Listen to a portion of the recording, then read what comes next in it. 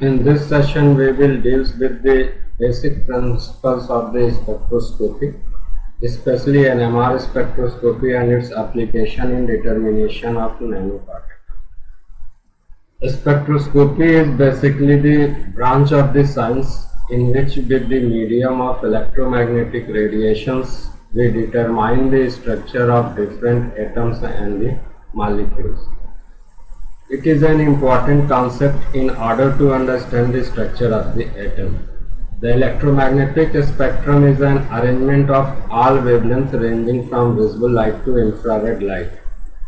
When any portion or the part of the electromagnetic radiation is imparted on any sample or the atom will not absorb all the atom will not absorb the radiation of all the particular frequencies.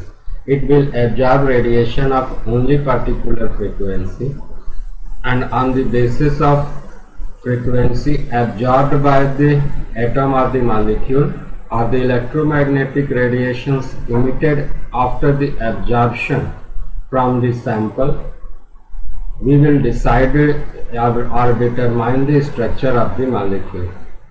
If structure of the molecule is determined on the basis of studying the portion of the electromagnetic radiation absorbed by the sample, this is called as the absorption spectra. Whereas if we will determine the structure of the molecule, that which portion or which frequency of electromagnetic radiation is emitted after the sample is imparted with the electromagnetic radiation, it will be classified as the emission spectrum. In emission spectrum, first we irradiate the sample or the atom or the any molecule in which structure we have to determine with the electromagnetic radiation, and we study the atom or the molecule which is just transformed from the ground energy level to higher energy level, and to regain it will try to regain its stability. The electrons will emit energy in the form of the radiation. The radiation emitted by the excited electrons will constitute a spectrum of discrete wavelength, and it will be called as the emission spectra. Some common examples of emission spectra are fluorescence spectroscopy, X-ray fluorescence, flame emission spectroscopy, and atomic emission spectroscopy. And in absorption spectroscopy, atom or the particular molecule or the sample is imparted with the electromagnetic radiation. This imparted electromagnetic radiation will interact with atoms, and their electrons will be transformed from the ground energy level to jump to an immediate higher energy level. The particular frequency of electromagnetic radiation which will provide that sufficient amount of the energy such that the electron of the atom or the sample can jump from lower energy level to higher energy level, that particular wavelength or the frequency of the radiation will be absorbed. And in this branch of the spectroscopy, we will determine the structure of the molecule by studying the portion of the electromagnetic radiation absorbed by the sample. Some common examples of absorption spectroscopy are X-ray, ultraviolet, infrared, microwave, and the radio wave. These all are categorized on the basis of range of the frequency of electromagnetic radiations used in this technique for the determination of the structure of the molecule. Let us have a few points on the history of the NMR. In other words, we can say the journey of NMR to MRI. First, nuclear magnetic resonance was measured and described in 1938 by Isidore Rabi of Columbia University. He successfully measured NMR in the molecular beams, and for this part of his work he was awarded the Nobel Prize in Physics in 1944. This concept was further elongated by Felix Bloch and Edward Mills in 1946. Herschel were able to expand on Rabi's technique they were able to determine NMR for the first time on the liquids and the solid, and for this both were awarded the Nobel Prize in Physics in 1952. First NMR machine was patented by US on July 24, 1951 by Russell H. Varian. Varian, the owner of Varian Associates, later developed the first NMR unit. Physicists two physicists in year 2003, Peter Mansfield and Paul Lauterbur, were first developed MRI related techniques in the later 1970s, and the two were later awarded Nobel Prize in Physiology and the Medicine. Here are some basic principles of the NMR. In NMR there are three basic terms, that is the nuclear, magnetic and the resonance. In any atom, according to the structure of the atom, there will be a nuclei which will constitute the proton and the neutron, and electrons are supposed to surround revolving around the nucleus. Since in the nucleus there is the proton and neutron as the fundamental particle, and proton is the positively charged, so and neutron is the chargeless. So nucleus is the positively charged according to the concept of the principle, the concept of the physics. If there will be motion or in any charged particle, it will generate magnetic moment or the magnetic field perpendicular to the direction of its motion. So when nuclei spin on its own axis, it will generate magnetic moment perpendicular to its direction of the spin. And in any atom, nuclei basically process two types of the motion, that is the precessional motion and the gyroscopic motion.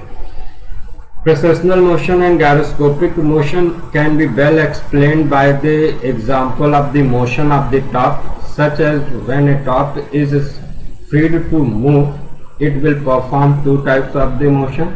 One motion is around the axis, around its axis, that will be called as the precessional motion, and other will be along the gravitational axis, which is called as the gyroscopic motion.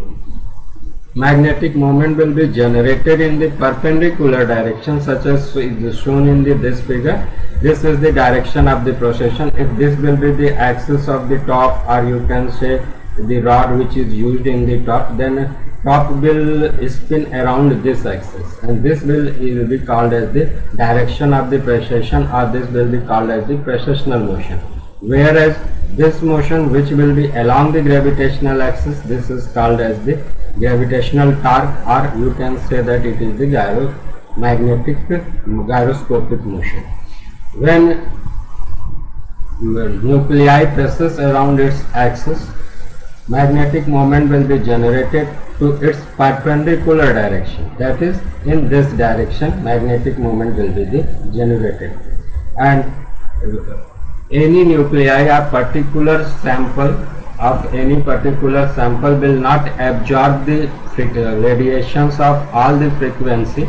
It will only absorb radiation of that frequency which will be able to flip if the nuclei, or we can say that which will be matched to its precessional frequency. The precessional frequency is a term which may be defined as the number of revolutions per second made by the magnetic moment vector of the nucleus around the external field H0, or alternatively the precessional frequency of the spinning bar magnet may be defined as equal to the frequency of electromagnetic radiation in megacycles necessary to induce transition from one spin state to another spin state. Actually, in any sample, any nuclei will be NMR active or not. It depends on basically on its spin quantum number. That is, an spin quantum number will depend, only those nuclei will be the NMR active. Here I have tried to explain some conditions in which any particular nuclei will be the NMR active.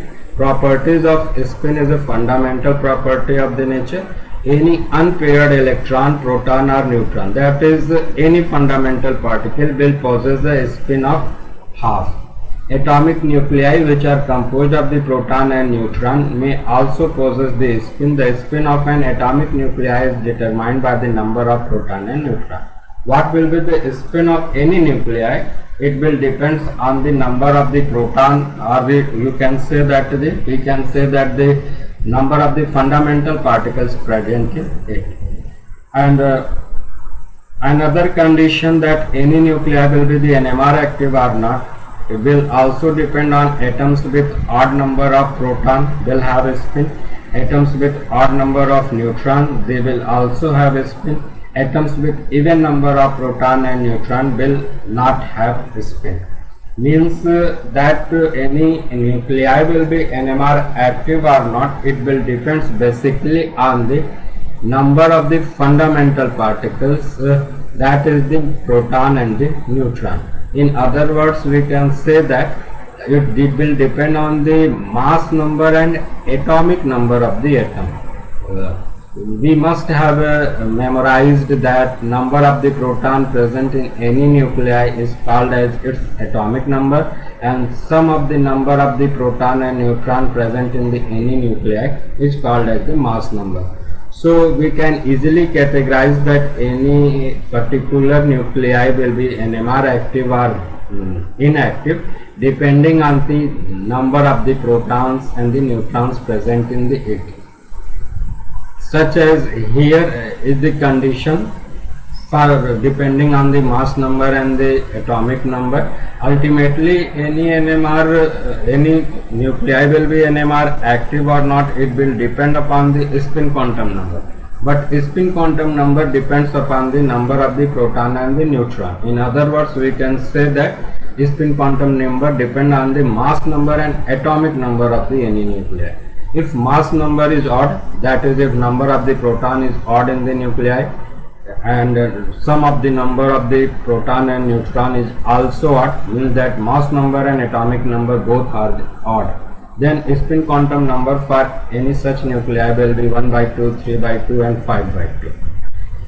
Whereas if number of the proton and the neutron, sum of the number of the proton and the neutron, that is the mass number, will be odd, and atomic number is even, that is number of the proton is even in any nuclei, such nuclei will also have spin quantum number value as fractional, and these two types of the nuclei will be the NMR active.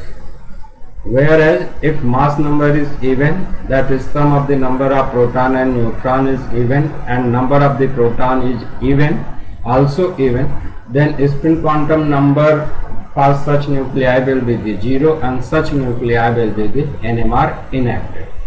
Whereas if mass number is even, means sum of the number of proton and neutron in the nuclei is even and atomic number is odd, but number of the proton in the nuclei is odd, such nuclei will have spin quantum number value in integers, that is 1, 2, 3 and etc., and such nuclei are called as the quadrupole nuclei.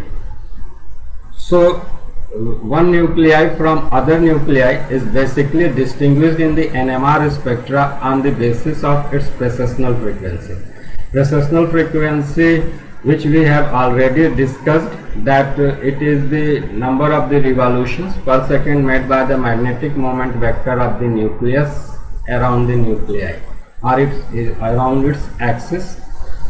So any particular nuclei in the NMR spectra will absorb the radiation of only of that particular frequency which will match to its precessional frequency. It may be expressed as, such as here we have expressed the precessional frequency or the angular precessional velocity by W, which is equal to the gamma h naught. H naught is the applied field in the gas and gamma is the gyromagnetic ratio, that is which is equal to the 2 pi mu upon Hi, where mu is the magnetic moment of the spinning bar magnet, I is the spin quantum number of the spinning magnet, and H is the Planck constant. According to the fundamental equation, simply gamma h naught is equals to 2 pi nu, where nu is the frequency of the electromagnetic radiation. Means that any particular nuclei in NMR will absorb only that particular radiation which will have the frequency nu. So one nuclei in NMR will absorb at different frequency, whereas other will absorb at any other frequency. On this basis, one nuclei from the other is distinguished in the NMR spectrum. Whenever in any absorption spectroscopy, whether it is ultraviolet, IR, NMR, whenever a sample or any atom will absorb the electromagnetic radiation, there will be some changes in it, such as in UV spectra. It is also absorption spectroscopy, but in UV spectra, when electromagnetic radiation is absorbed, it will promote its electron from lower energy level to higher energy level, and that is called as, in ultraviolet spectra, there is the electronic transition. Whereas when in IR radiation, any atom or any molecule in IR spectroscopy will absorb the electromagnetic radiation. It will lead to the stretching and bending vibration. That is the reason that IR spectroscopy is also called as the vibrational spectroscopy. But in NMR, when any particular atom, nuclei or sample will absorb the electromagnetic radiation matching to its precessional frequency, then it will lead to the flipping of the nuclei. Flipping of the nuclei is simply just transfer of the nuclei from lower energy level to higher energy level. Whenever any nuclei or any atom of the sample is placed in the electromagnetic radiation and it is NMR active, then basically there are the two conditions. One condition is that the nuclear magnetic moment or the magnetic field generated by the nuclear spin is of the same direction as that of the applied magnetic field. The blue arrow is representing the applied direction of the applied magnetic field, and here we have shown that the generated magnetic field due to the nuclear spin. In this condition, both the generated magnetic field and applied magnetic field are in the same direction, and this condition is called as the lower energy of the nucleus. Whereas there is another condition, there is another possibility that generated magnetic field due to the nuclear spin may oppose the applied magnetic field, and this condition is called as the high energy. So when nuclei will get transferred from lower energy level to higher energy level, then it is called as the flipping of the nuclei. Basically in NMR, whenever we irradiate any nuclei or any sample by the electromagnetic radiation, nuclei get transformed from lower energy level to higher energy level by absorbing the electromagnetic radiation resembling with its precessional frequency. So nuclei from higher energy level will also return back to the lower energy level. These two processes, that is promotion of the nuclei from lower energy level to higher energy level, and coming back of the nuclei from high energy level to lower energy level is called as the flipping of the nuclei. As we know that nuclei from lower energy level to higher energy level will get promoted by absorbing the electromagnetic radiation, and nuclei from higher energy level will come back to lower energy level basically by relaxation process. And in any sample or in any atom or in any nuclei, there are two possibilities of the relaxation. Here is we have seen the flipping of the nuclei, that this is the energy, this is the lower energy level. Lower energy level will be the condition when applied magnetic field and generated magnetic field both will be in the same direction, that is aligned with the applied magnetic field. And here is the higher energy state. In this condition, generated magnetic field due to nuclear spin will oppose the applied magnetic field, and this is aligned against the applied magnetic field. This will be the higher energy. when any nuclei will be promoted from lower energy level to higher energy level, and it will come revert back from higher energy level to lower energy level. This condition will be called as the flipping of the nuclei, and this is the basic process on which NMR of any nuclei depends. This is the flipping of the nuclei. Nuclei will be promoted from lower energy level to higher energy level by absorbing the electromagnetic radiation matching with its precessional frequency, whereas it will be come back from higher energy level to a lower energy level by relaxation process. And in NMR basically there are two major relaxation processes. One is the spin lattice relaxation and other is the spin relaxation. Let us explain these two. Spin lattice. In spin lattice relaxation, magnetic field caused by the motion of the nuclei will get transformed into the lattice energy, such as in the form of the translational, rotational or the vibrational form of the energy of the molecular lattice, and so the energy which it get transformed into the lattice energy, nuclei will lose its energy and it will come back to the lower energy level. Whereas spin is the transverse relaxation. Transverse relaxation means that the magnetic field generated by the spin of any particular nuclei, if it will matches to the precessional frequency of the nearby nuclei, then magnetic moment generated by the spin of the first nuclei will get absorbed by the second nuclei or the nearby nuclei. In this way, nuclei will lose its energy and it will come back to lower energy level. Further, this is the basic principle that when any nuclei or any sample will be irradiated in the range of electromagnetic radiation, the magnetic component of the electromagnetic radiation will interact with the magnetic field generated due to the precessional motion of the nuclei.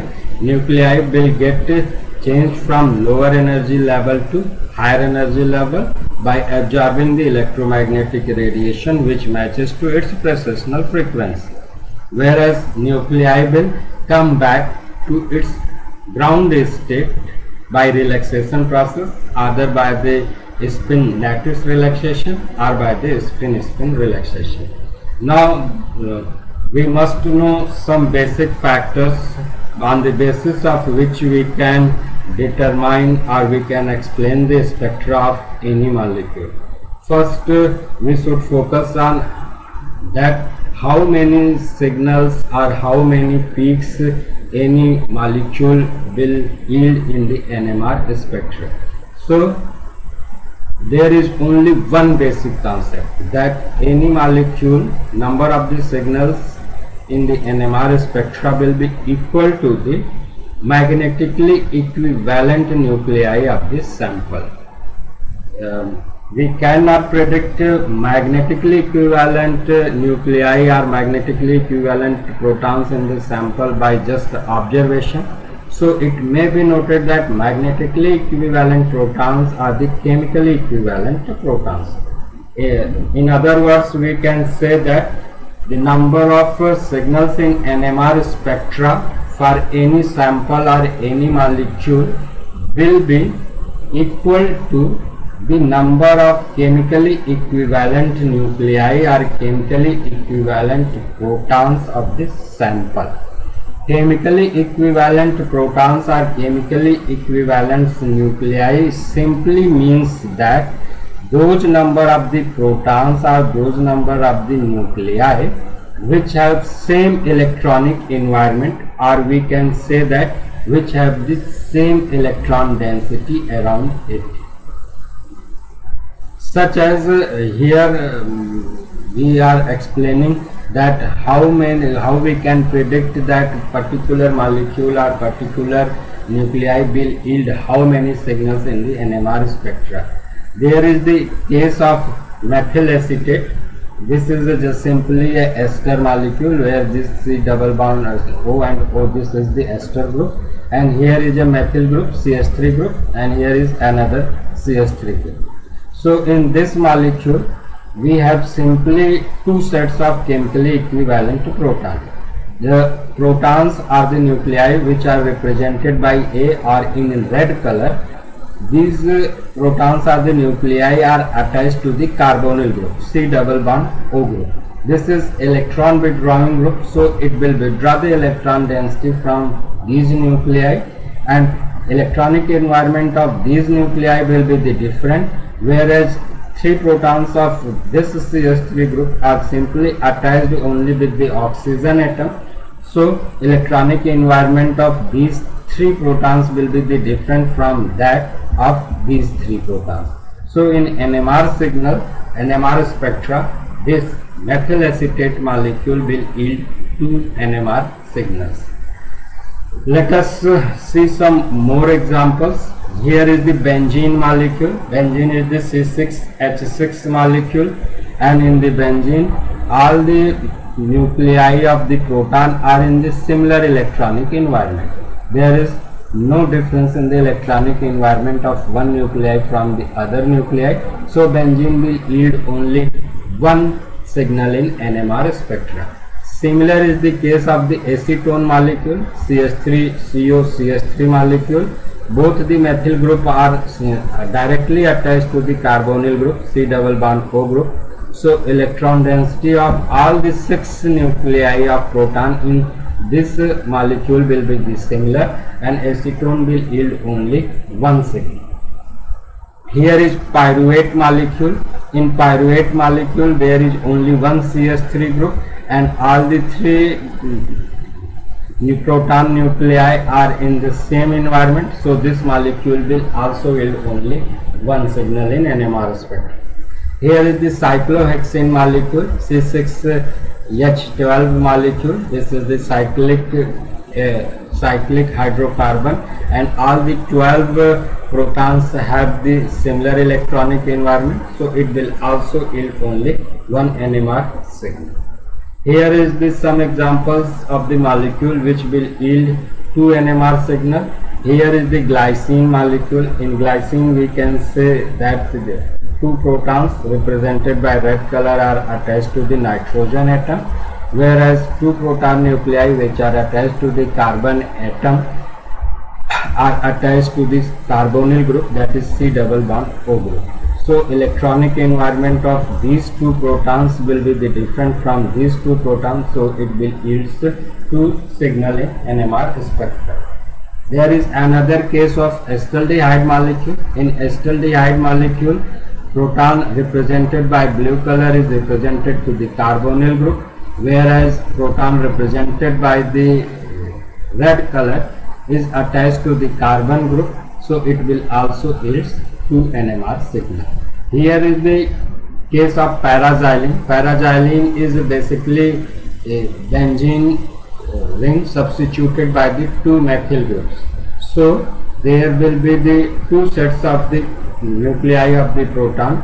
The CH3 group which is attached to the carbon atom of the benzene group, these will have different electronic environment, and whereas the proton nuclei which are directly attached to the benzene ring, these will have different nuclei. So this sample will also yield two NMR signal in NMR spectrum. Here is a case with three NMR signals, such as here is the alanine. Alanine is the NH3 plus ion. This is the carbon, and carbon is attached with the proton nuclei, and this is this CH3 group. This is alanine molecule. But in this molecule, all the three protons have different electronic environment. There should be no confusion, since these three protons are attached to the carbon atom, so electronic environment of these three protons will be the different, whereas these three protons are attached to the nitrogen atom. Since electronegativity of nitrogen is greater than the carbon, so electronic environment of these three protons will be totally different from these three protons. whereas this hydrogen is directly attached to the carbon. So electronic environment of all the three protons will be different, and it will yield three signals in NMR spectrum. Here is another case of adenine. This is the pyrimidine base which is generally found in the DNA and RNA, and it has four sets of the proton, such as hydrogen attached to this nitrogen, hydrogen attached to the carbon, hydrogen attached to the methyl group, and hydrogen attached to the carbon flanked between the two nitrogen atoms will yield different sets of the signals, and so there will be the four signals in the NMR spectrum.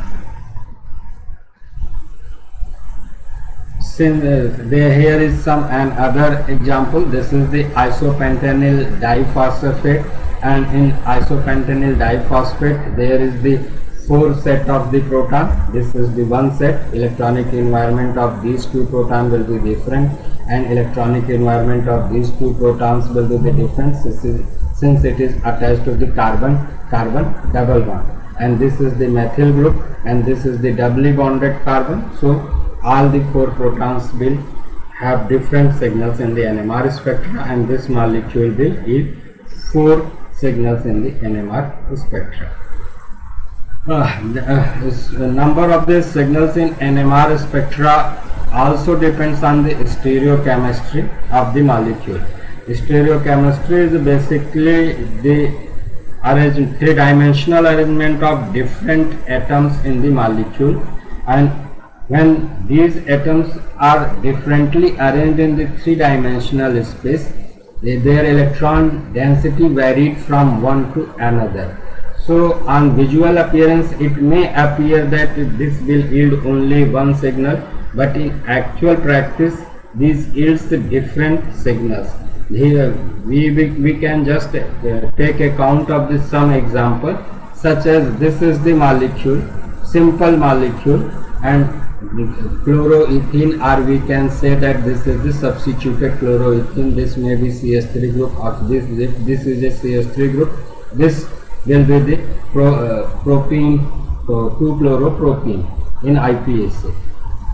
On observation, it may appear that HA and HB will have same electron density around them, but in real practice, in actual experimental fact, it is found that electron density of HA and HB is different from one another, and so these yields two different signals in the NMR spectra. Similar is the case of the substituted cyclohexane molecule. This is basically a cyclohexane molecule. All these two valences of carbon will be satisfied by the hydrogen. Then this will be the cyclohexane molecule, but one of the valences is substituted by the chlorine, so this is the chlorocyclohexane molecule. Due to the three-dimensional spatial arrangement, electron density of HA and HB will be different from one another. One is the axial, HB is the axial proton, and HA is the equatorial proton, and this HB will be in more proximity, or we can say that it will be closer to the chlorine atom, which is the electronegative atom. So it just affect the electron density of HB atom, and which make it different from the electron density of HA. So these two protons in the sample will yield two different signals. Another basic point to interpret any NMR signal is the position of the signals in the NMR. We use basically two scales to interpret any NMR spectra, that is the delta scale and the tau scale. And to fix any scale there must be some reference, so we used tetramethylsilane used as a standard to determine the spectra of any molecule. Delta and tau scales are related to each other in the sense that value of delta in general ranges from 0 to 10, whereas value of tau scale ranges as 10 minus delta. the for any particular nuclei of any molecule or any particular sample, the position at which these different nuclei will yield its signals in reference to the TMS is called as the chemical shift. The chemical shift is also affected by the shielding and de-shielding effect. Shielding and de-shielding effect, we can explain that, such as any nuclei will be surrounded by electron. Similar to the nuclei, electrons are also positively charged. Nucleus is positively charged, whereas electrons are negatively charged. But electrons are also charged, and in the perpendicular direction to its spin, it will also generate an magnetic moment or a magnetic field, which is termed as the induced magnetic field. And there will be the two conditions.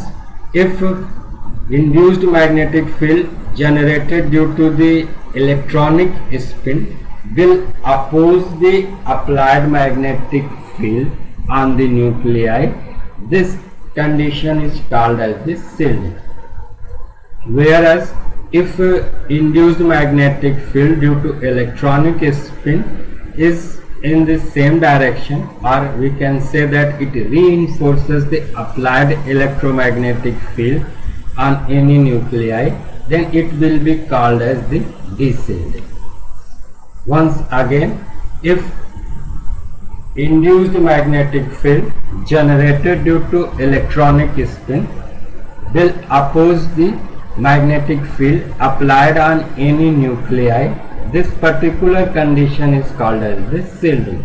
Whereas if induced magnetic field generated due to electronic spin is of the same direction as that of the applied electromagnetic field on any nuclei, this condition will be called as the de-shielding. TMS is is used as a reference in NMR, and there are three basic regions that TMS is used as a reference. One is that it is tetramethylsilane, and it is the only compound in which it has 12 equivalent protons. Electronegativity of silicon is lesser than the carbon, so this 12 protons are highly shielded, and it yields its signal at zero value of the delta or TMS. So there will be no possibility to interfere the signal of TMS with any particular nuclei of this sample. Another reason for using TMS as a reference is that we can use only that solvent which is easily soluble with maximum number of the organic compound, and TMS has this particular property that it is miscible with almost all the organic compounds. Another important reason for using TMS is that whichever solvent is used with this sample, it must be easily separated. If it will not be separated, then it will lead to the wastage of the sample. TMS is highly volatile, so it is easily separated from any organic sample. So these three reasons are the basic causes for which TMS is used as the reference.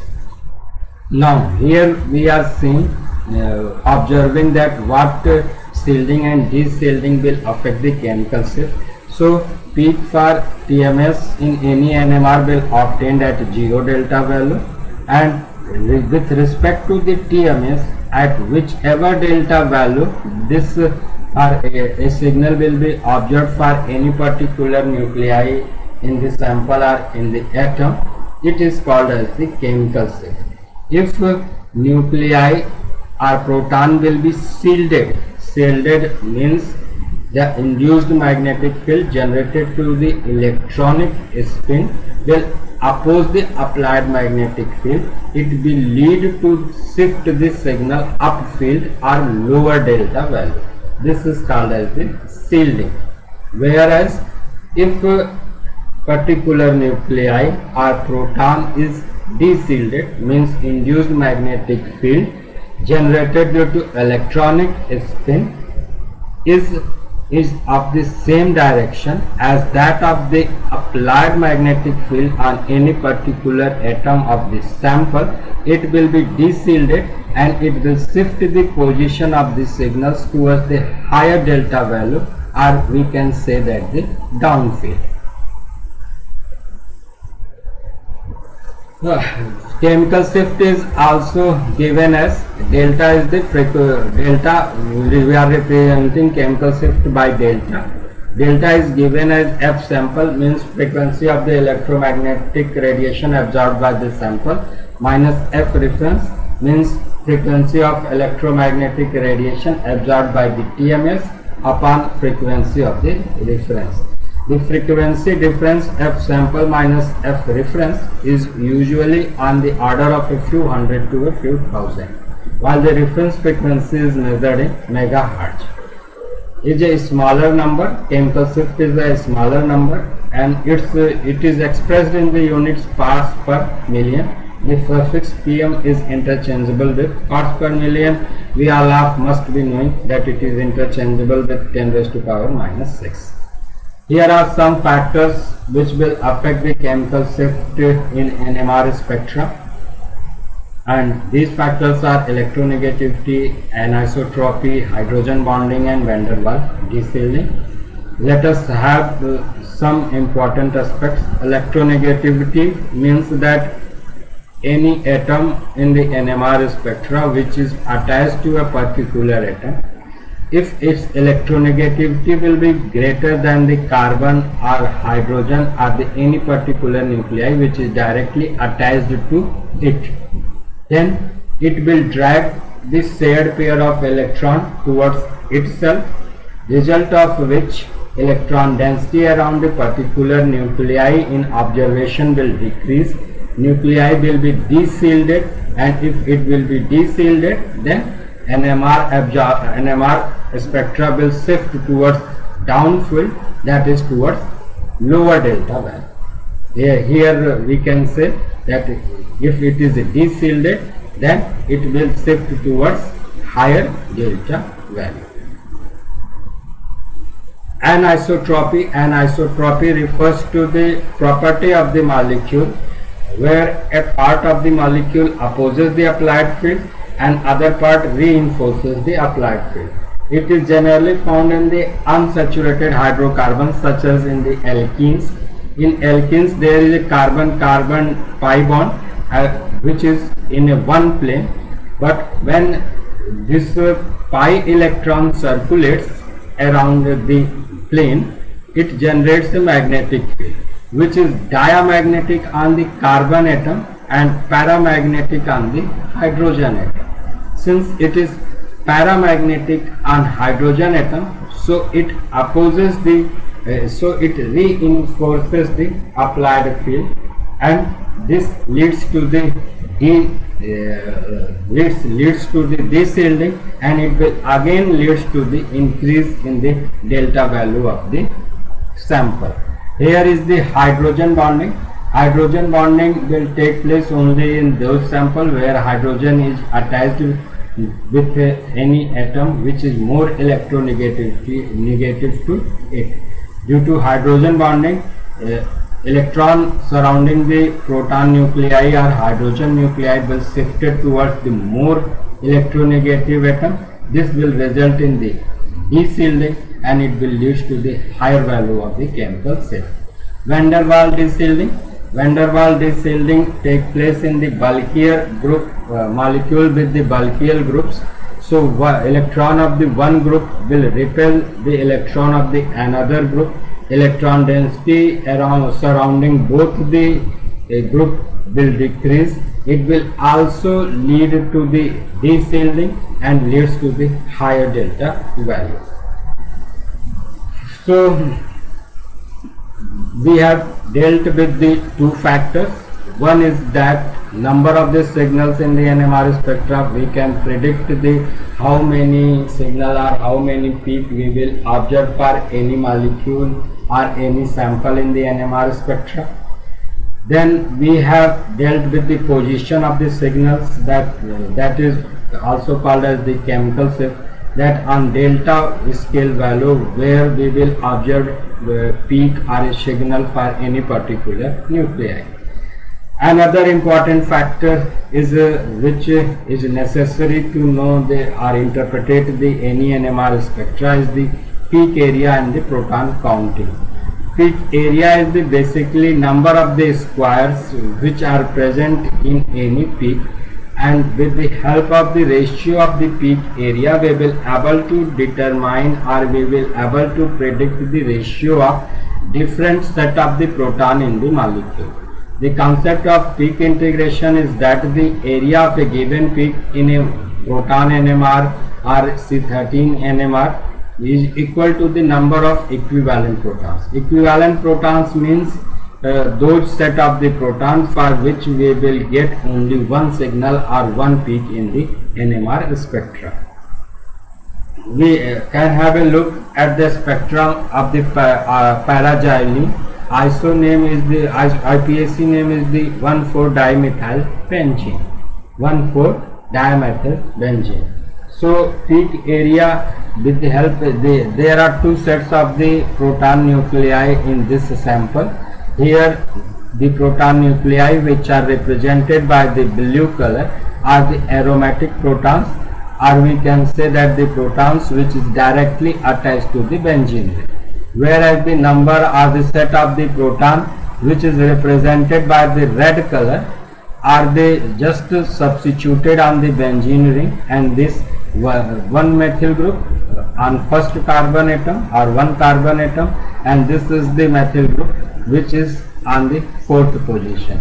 So with the help of the peak area, we can predict the ratio of these two sets of the proton, such as in this xylene molecule, paraxylene molecule, there are 4 aromatic protons, means those number of the proton which is directly attached to the benzene ring, and there are the 6 aliphatic protons, means these proton nuclei which are directly attached to the carbon of the methyl group.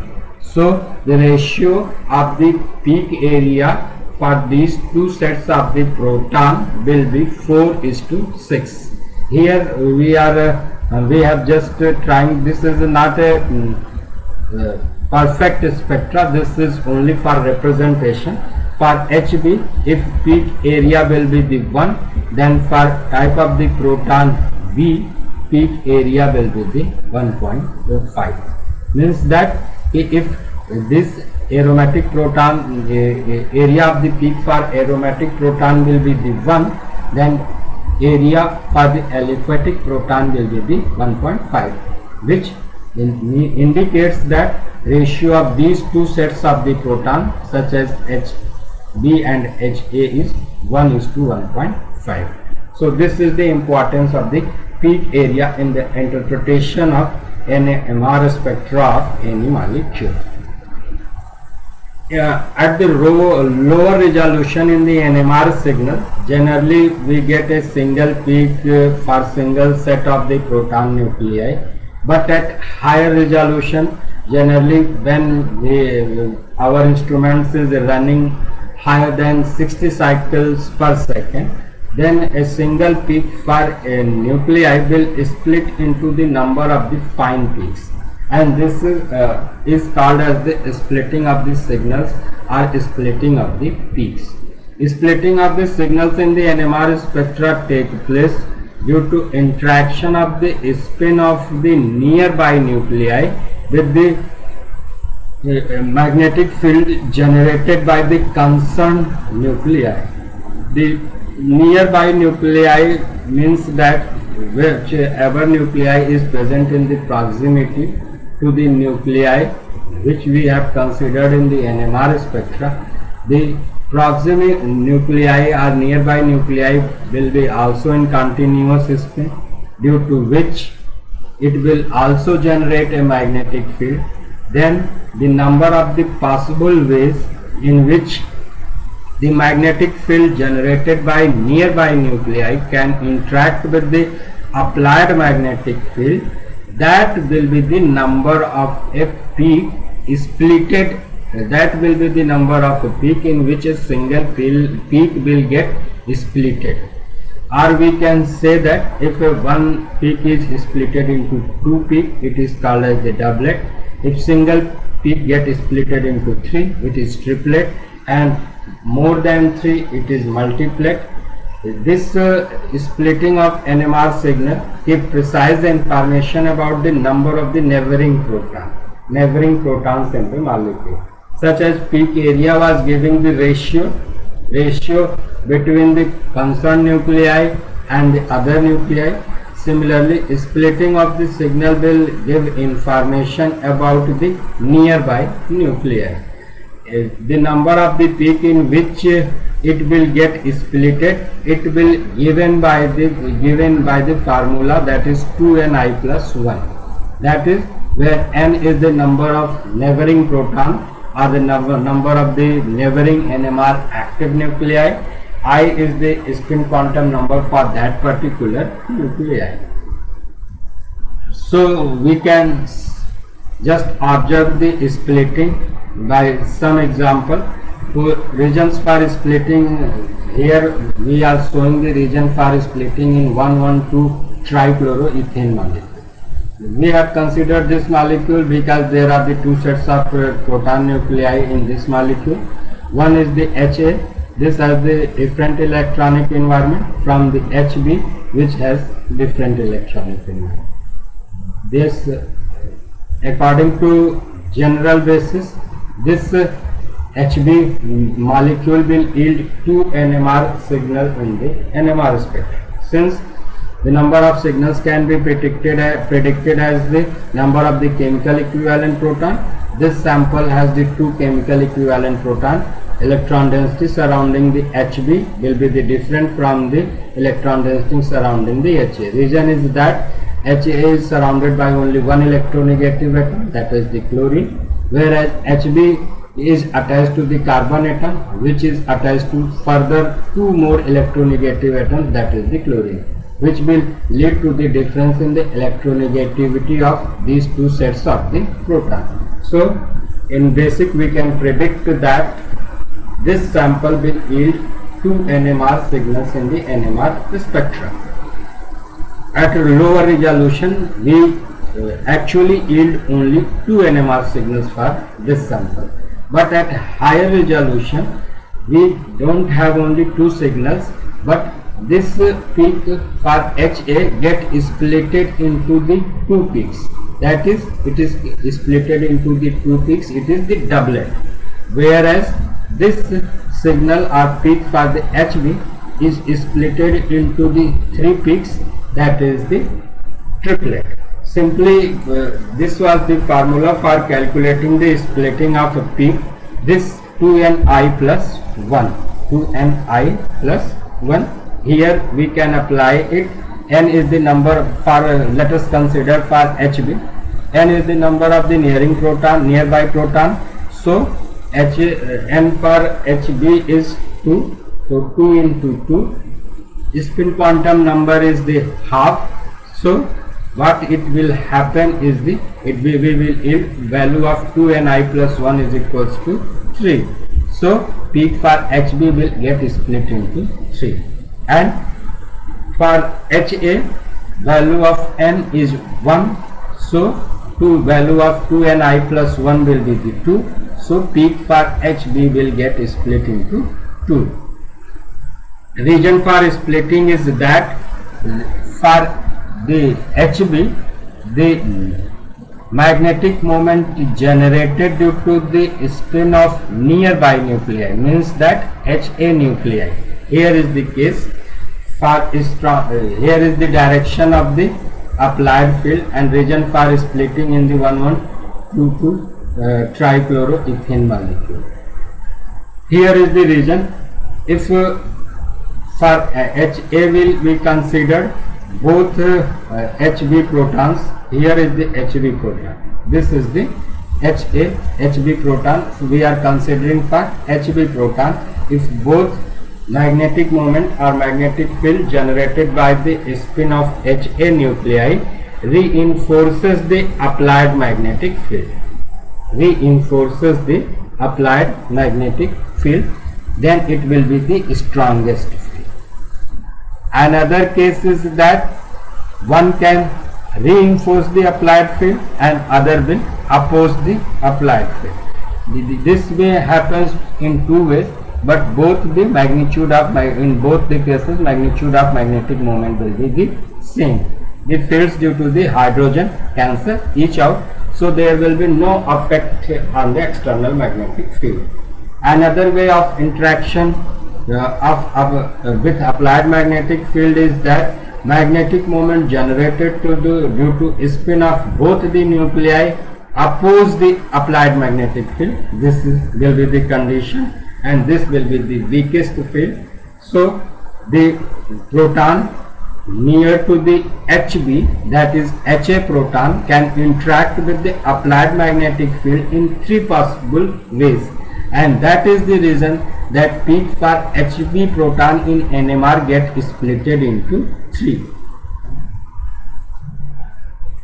And similarly for any other sample, if there will be the three possible orientation for the nearby nuclei, such as when a peak get splitted into the quartet, then for a quartet there will be these possible orientation, that if there are three protons in the proximity and all the three magnetic moment of all the three protons reinforces the applied magnetic field, this will be the one condition.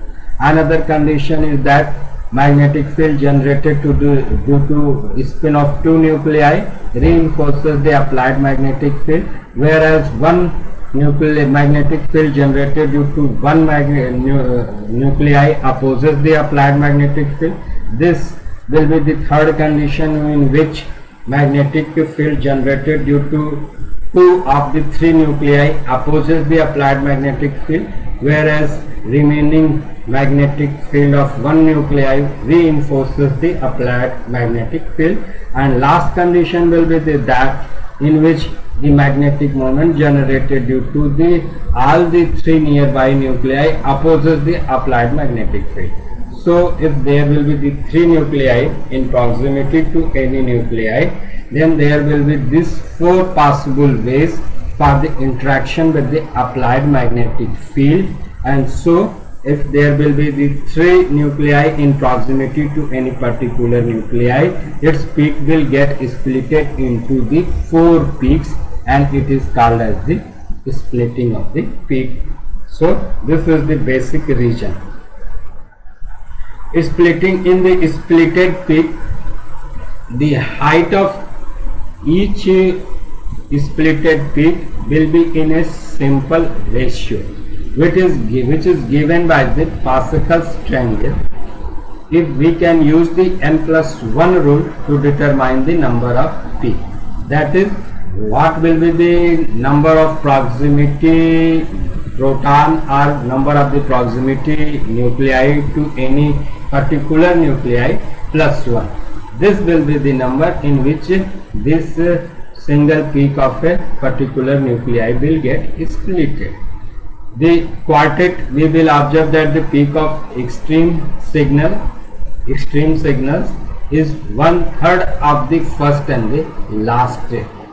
So the height of the different peaks in a splitted peak will not be randomly, it will be in a sequence which is given by the Pascal's triangle. This is the ratio of the height of the different peaks of a splitted peak, such as if it will be the singlet, whatever will be the height, its value will be 1.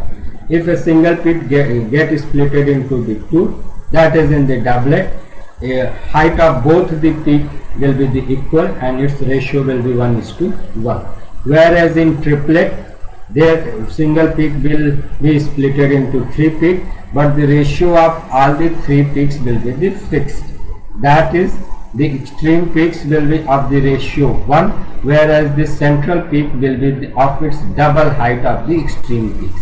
When in quartet, the extreme height of the central peaks will be the thrice of the extreme peaks. So, in NMR spectra, the height of the different peaks will be the fixed. It will not be randomly arranged. Ethyl chloride we can consider for example. We should get in a lower resolution. There are the two sets of the proton, such as this CH3 proton will have different electronic environment and CH2 proton will have different electronic environment. So in lower resolution we will get only two peaks for the ethyl chloride in the NMR spectrum. For splitting of the peak, we have the formula 2Ni plus 1. Here is the formula is the represented. For methyl proton, that is the CH3 proton, number of the nearby proton is the 2. So by calculating 2Ni plus 1 or simply by n plus 1, the number of peaks for CH2 means this CH2 proton will get splitted into 4. Either we can calculate it by 2Ni plus 1 or simply by n plus 1, since value of I or spin quantum number for maximum of the NMR active nuclei is half. So it will simply get converted into n plus 1.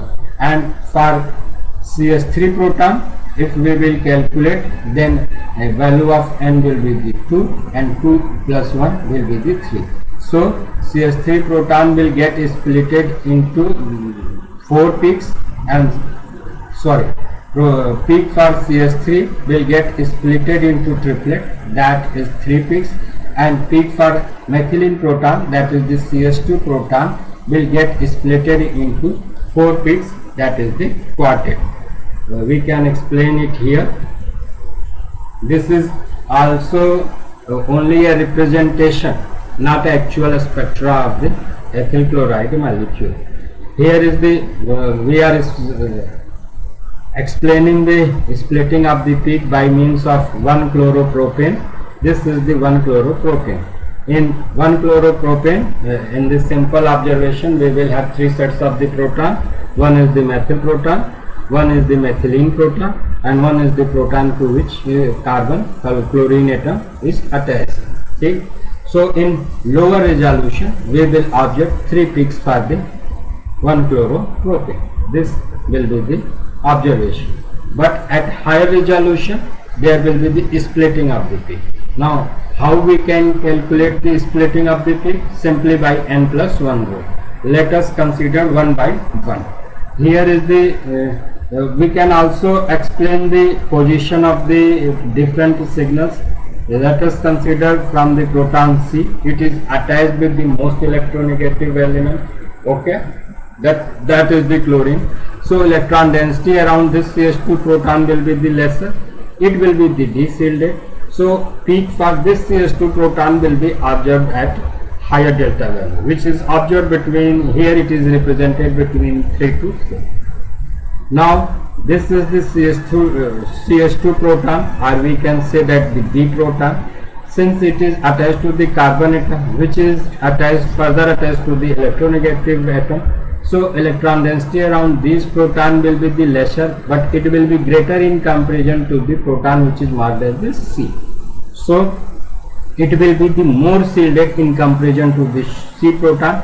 C, it is the shielded, so a chemical shift will shift towards the upfield, and its value its peak will be observed at lower delta value in comparison to the proton C. Here it is observed between 1 and 2. And this last is the methyl proton, which is the highly shielded, so it will be observed at the still lower delta value. So this is for methyl proton, or we can say that A proton. This is for methylene proton, and this is for the proton which carbon is directly attached to the electronegative atom. Now let us explain the splitting. Let us consider one by one from this side. CH3 proton, in its proximity there are the 2 protons. if we will apply the n+1 rule, then peak for CH3 proton will get splitted into 3. This is the CH3 proton's peak. In lower resolution it will be the single peak, but at higher resolution it will get splitted into 3 peaks. And its intensity ratio means that height of the peak will be in the ratio of 1:2:1. That is, the central peak will be of double height as that of the extreme peaks. Now let us consider the proton B. In its proximity there are the 5 proton, 3 proton from methyl group and 2 proton from the methylene group. So in total there will be the 5 proton in proximity to the methylene proton. 5 plus 1, 6. So proton for peak for methylene proton, that is for B proton, will get splitted into the 6 peak, or that is the 60. And intensity ratio for different peaks will be in the ratio of 1:5:10:10:5:1. Now consider C set of the proton. In C set of the proton and nuclei, in its proximity there are only 2 proton, that is the B set of the proton. So if we will apply n+1 rule, then peak for CH2 proton will get split into the 3 peaks, set of the 3 peaks, that is the triplet, and its intensity ratio of all the 3 peaks will be 1:2:1. Now let us consider another example. Another example is the of 2-chloropropane. 2-chloropropane, that is the this is the molecule CH3, CHCl and CH3. Let us explain all the facts about the NMR spectra for this molecule also. First we will predict the number of signals in the NMR spectra. As we observed, there are the 2 sets of the proton in this molecule. Why? Reason is that this carbon is attached to the chlorine. Electronegativity of chlorine is greater than the carbon. So proton nuclei attached to this carbon will have different electronic environment, whereas the proton nuclei attached to this CH3 group and this CH3 group will have similar electronic environment. Reason for that is these protons are directly attached to the carbon, and carbon is attached to the carbon atom, which is directly attached to the electronegative environment. So electronic environment of all these 6 proton will be this similar. So in NMR spectra we will observe only 2 peaks at the lower resolution, and of the 2 peaks, CHCl means that B set of the proton is directly attached to the carbon atom, which is attached to the electronegative atom chlorine. So electron density around B set of the proton will be decreased, and if it will be decreased, then it will be deshielded. Deshielded leads to the shift of the position of the NMR towards higher delta value or towards downfield. So peak for B will be obtained at higher delta value, whereas peak for A set of the proton will be obtained at lower delta value, which is represented in this figure. Peak for B set of proton is obtained as 3.74 delta value, whereas P for methyl proton is observed between 1 and 2 delta value. Now let us explain the splitting of the peaks. First consider B set of the proton. In the B set of the proton there are 6 proton in its proximity. See, 3 protons on this carbon atom and 3 protons on this carbon atom. So in total there are 6 proton in proximity to B set of the proton. If we will apply 2n+1 rule or simply n+1 rule, then peak for B set of proton will get splitted into 7 peak, that is the septet, which is represented here. That is, peak for B set of the proton has been splitted into the 7 peak, and height ratio of the different peaks in the splitted peak will be 1:6:15:20:15:6. Now let us consider methyl proton. In case of this methyl proton, there will be only one proton in its proximity, and in case of these 3 methyl protons, also there will be only one proton in its proximity.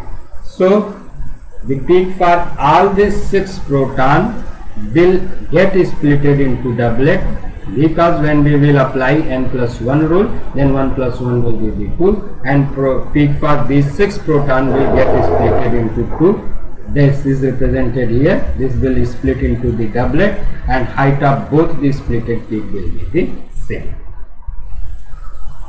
Now there is some confusion created in the NMR spectra while we are studying any sample of the molecule, that if there are more than one NMR active nuclei in any sample, then it gets difficult to recognize whether it is a peak for the 2 different set of the nuclei, or it is a single peak which is splitted into the single peaks. Then in this case we just differentiate a peak for 2 set of the nuclei and a single peak is splitted into different peaks with the help of the coupling constant. Coupling constant in the NMR spectra is represented by the alphabet J, and it is simply the distance between the 2 splitted peaks, or we can say that it is distance between the 2 adjacent sub-peaks of a splitted peak. It is represented in the hertz, means that value for splitting constant is in hertz or in cycles per second. And it is very important parameter for the interpretation of the NMR spectra. On the basis of this only we can differentiate between 2 singlets and 1 doublet, means that 2 single peaks obtained for 2 different set of equivalent protons, and a single peak is splitted into just 2 peaks. It can be given as the distance between the proton, means the value of coupling constant depends on these 2 main factors. One is the distance between the protons and the orientation of the coupled proton. Hydrogen atoms involved in the coupling are closer to each other. If they are closer, which are involved in the splitting of the peak, then value of J or coupling constant will be greater, and value of J is greater in the molecule where hydrogen atom are in the cis conformation. Most of us must be familiar with the geometrical isomerism of the molecules. In geometrical isomerism, there are 2 conditions molecule exist in the cis conformation and in the trans conformation. Cis conformation is the conformation in which same group are on the same side, and trans conformation is the conformation in which same groups are on the opposite side. So if coupled protons means that 2 sets of the proton due to which a peak is splitting into different peak are in cis position, then value of J will be the greater. Conversely, it will be the lesser when the hydrogen atoms are in the trans form. Here is the case where we can just differentiate between the singlet and the doublet, and it is very simple whether the peaks are a doublet if we will increase the magnitude of applied magnetic field and if distance between the 2 peaks.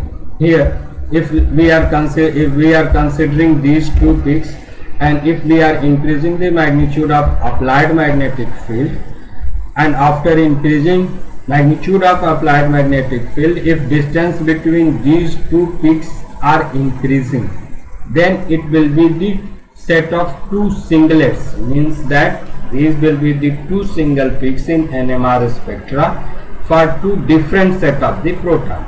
But If on increasing the magnitude of applied magnetic field, distance between these two peaks are not changing, neither increasing nor decreasing, then this will be the splitted peak. That is, a single peak is splitted into two peaks.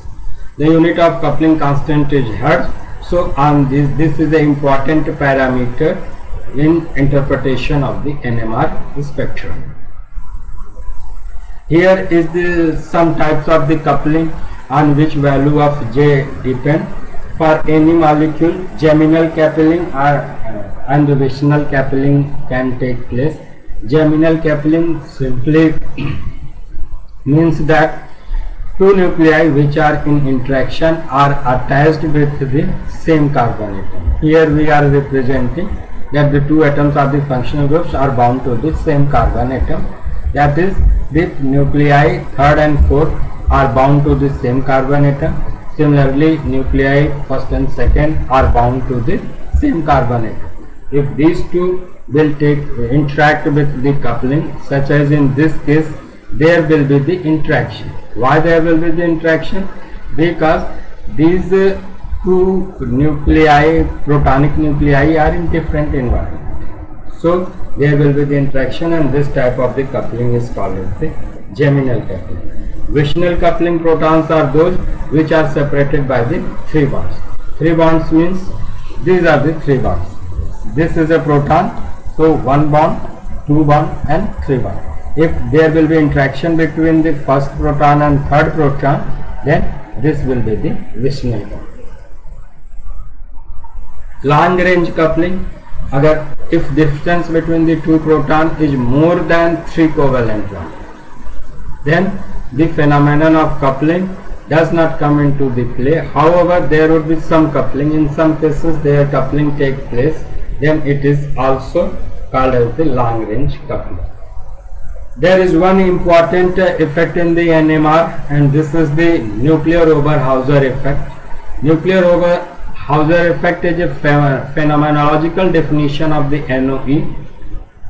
In the NMR spectroscopy, the change in integrated intensity means either it is positive or negative of one NMR resonance that occurs when another is saturated by irradiation with an RF field.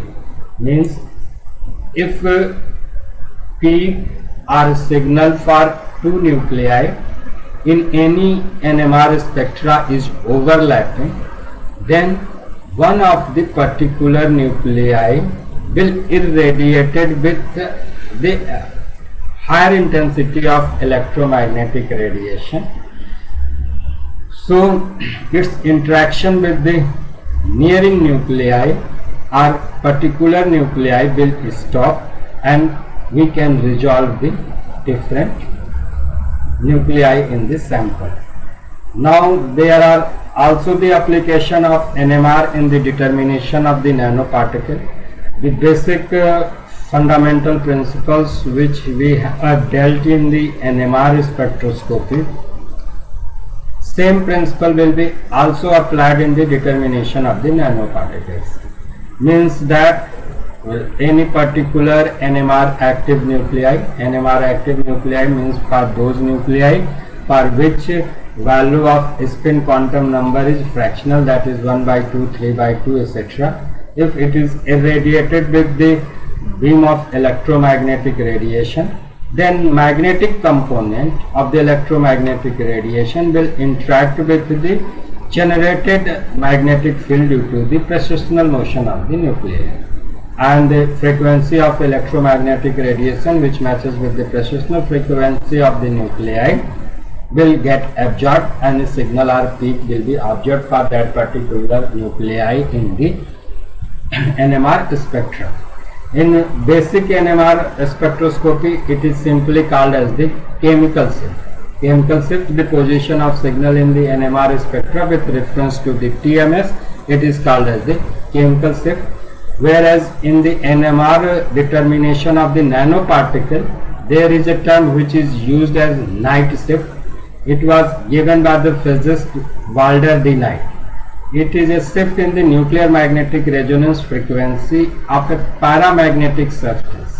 If there is a paramagnetic nanoparticle and it is irradiated with electromagnetic radiation, then it will generate a shift which is called as the night shift.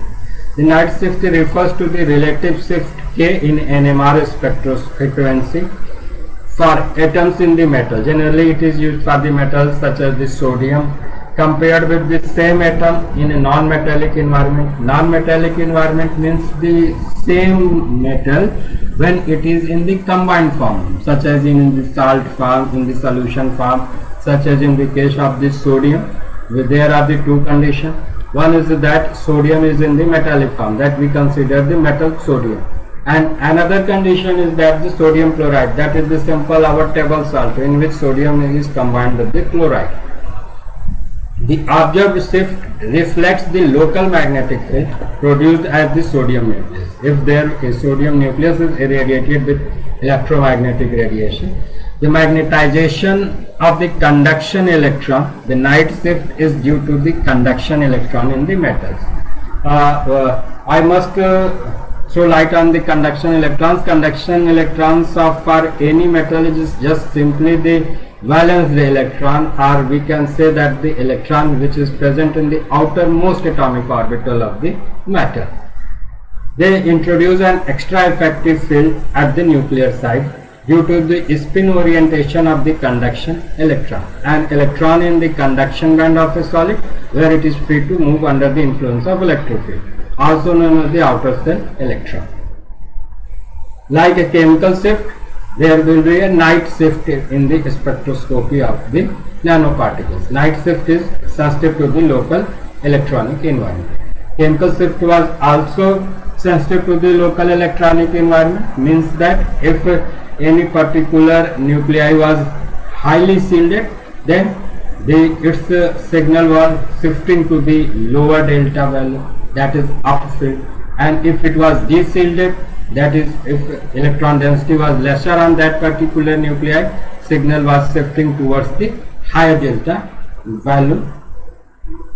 Similar will be the case, means that night shift will also be just affected by the local environment. Probing changes in the electronic structure from common metal to free metal can easily be detected using NMR. We can detect whether metal is in combined form or it is in the free state. In the Coringa relation, K is related to the temperature at which the NMR measurement is performed. There is another parameter for determination of the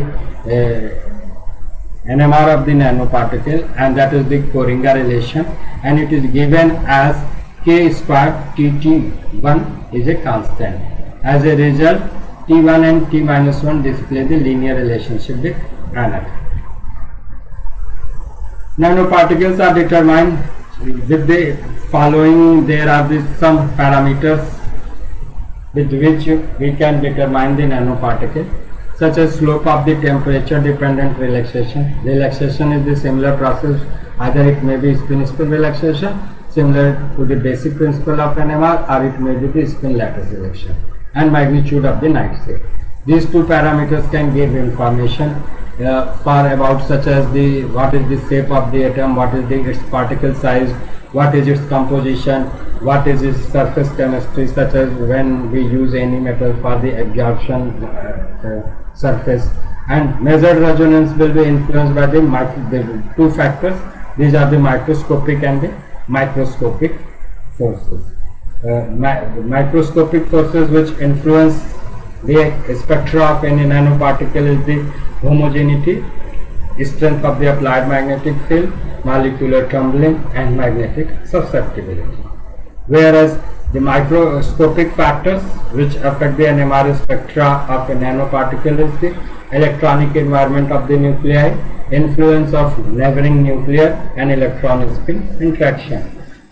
We have already focused on this. This electronic environment means the chemical shift in the NMR spectroscopy. Influence of neighboring nuclear means what is the splitting, what we will get the splitting of the peaks in the NMR spectra. Similar NMR spectra will also observed for the nanoparticles, and electron spin spectra simply means what is the shielding and de-shielding. So shielding and de-shielding will also shift the NMR spectra. And thank you.